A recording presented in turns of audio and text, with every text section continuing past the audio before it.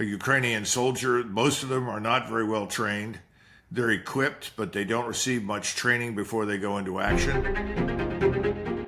One, there's no dispute about that. The losses on the Ukrainian side are horrific.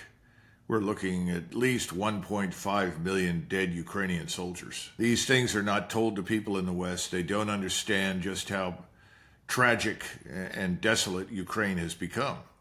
And the regime in Kiev is largely distant from its own population. They're really quite remote. They've decided, and I think this man Zelensky is reflective of this small minority that runs the country, that they're going to pull out every stop that's available to try and persuade people, especially in Washington, but also in Western Europe, that there is still life left in this regime. And there isn't. Ukrainian ground force commander, who's widely regarded as probably one of the competent members of the Ukrainian military, resigned yesterday. He resigned I don't know what the official reason was, but I know that privately he said this war is lost. And he doesn't want to preside over the mass extermination of what remains. And literally, that's what you're looking at on the battlefield right now. A Ukrainian soldier, most of them are not very well trained. They're equipped, but they don't receive much training before they go into action. And they're essentially being pushed into enemy gunfire, for which they're largely unprepared. We are sending things to them that they can't even employ effectively. And so what you see instead of battlefield tactics, per se, on the Ukrainian side, are these desperate measures that are really public relations stunts designed to create the illusion that there is still life left in this regime. And we've seen that recently with the penetration of the border in Siberia at these remote air bases where they were able to surprise the Russians.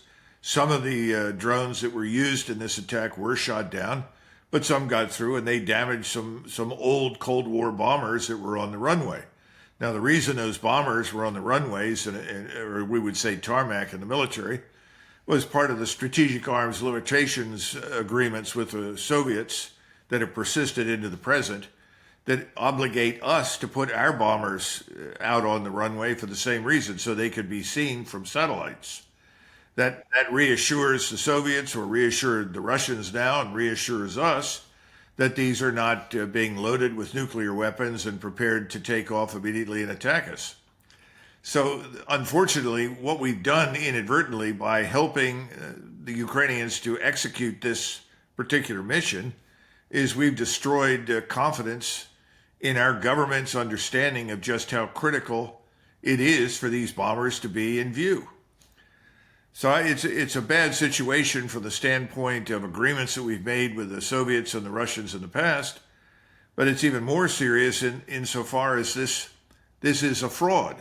This is an effort to create the illusion that there is something happening on the ground in Ukraine that suggests Ukraine has life in it. It doesn't. This war is over. The only thing that can happen is more Ukrainians can die in ever-increasing numbers. And it reminds me of something that General Petraeus, when he was operating in Iraq, had to say. Somebody asked him about what was happening here in Iraq, and he said, look, what people think in Washington is what counts. And that's the theory in Kiev. If we can convince people in Washington that we are still here, we can fight, and they should continue to fund us and supply us, then we have a chance of survival. If we can't do that, we're finished. We lose. That's all that's happening right now. It's a PR stunt dressed up to look like something it isn't.